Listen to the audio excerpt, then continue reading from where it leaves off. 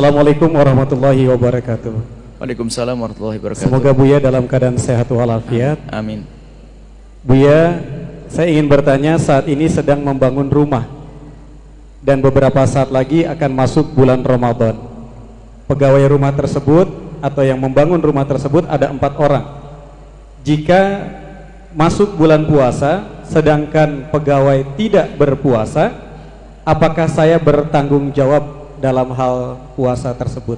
Mohon penjelasannya, Buya. Baik. Anda punya karyawan tidak berpuasa, maka Anda punya tanggung jawab di hadapan Allah. Selagi dia umat la ilaha illallah, berarti dia harus berpuasa.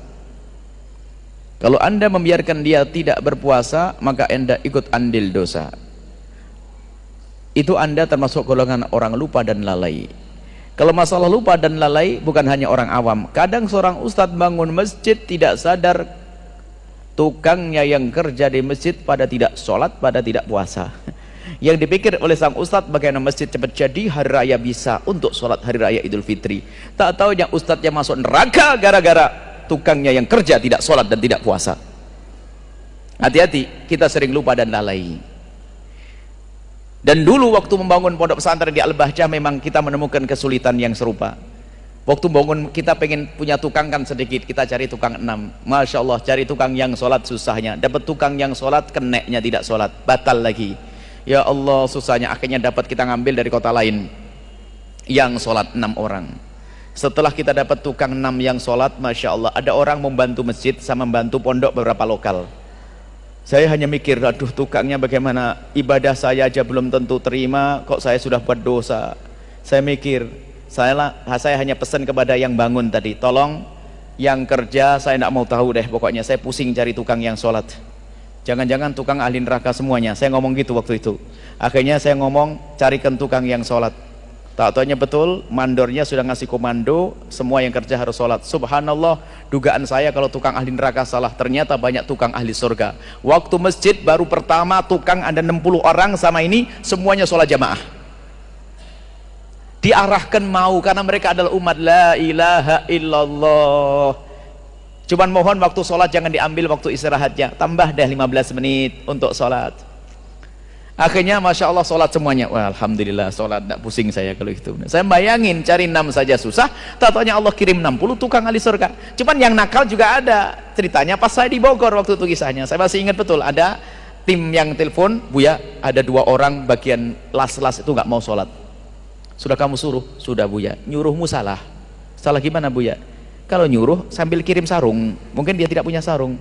Baik Buya, balik lagi besok dikasih sarung. Subhanallah, orang memang nekat ya. Sudah dikasih sarung, paling tidak kan sarungnya diambil kan lumayan 50.000. Sarung ditinggal, mending gak sholat, ngerokok pindah ke satu tempat. Kalau begitu bingung lagi. Hari yang keempatnya kita sampaikan, ini suruh sholat ya. Puasa otomatis nanti. Setelah itu kami sampaikan, bilang saja, ini peraturan Buya, bahwasanya semua yang kerja di sini harus sholat. Rupanya dia sedikit cerdas dia. Dia berkata, saya tidak kerja dengan Buya, saya tidak kenal Buya kok. Memang dia kerjanya sama mandornya tadi. Bener juga kan dia? Saya tidak kerja sama Buya. Wah repot, betul juga ini. Waktu ini teman saya, kalau begitu kamu jangan urusan sama tukang. Terus siapa? Kamu urusan sama mandor. Gitu. Dia bilang mandornya itu kan ada. Kata Buya, selagi ada 1 orang yang tidak sholat, dibubarin saja deh masjidnya.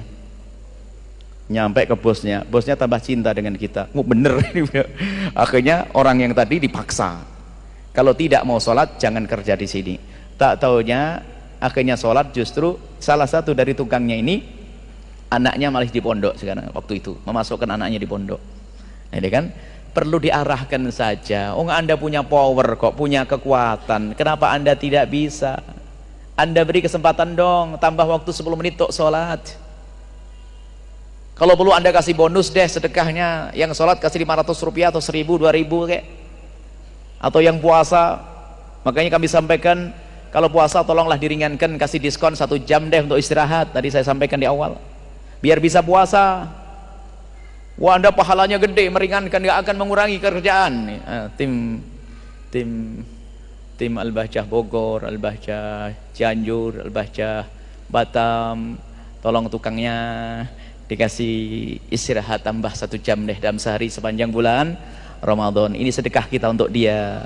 Nah, ini perlu seperti itu. Jadi betul Anda ikut dapat dosa kalau Anda biarkan dia tidak puasa dan tidak sholat. Subhanallah, semoga Allah mengirim kepada kita tukang ahli surga, semuanya jadi ahli surga. Dia masuk surga pun tidak akan terima kalau sendirian. Melihat bosnya, Anda melihat bosnya masuk neraka, ya Allah, saya kerja di dia gara-gara suruh sholat, saya jadi sholat masuk surga, kok dia masuk neraka, ya Allah masukin ke surga dong dia. Gitu nanti. Kita pengen selamat semuanya. Selesai ya? Mudah. Ajak semuanya untuk bisa sholat dan berpuasa. Wallahu a'lam.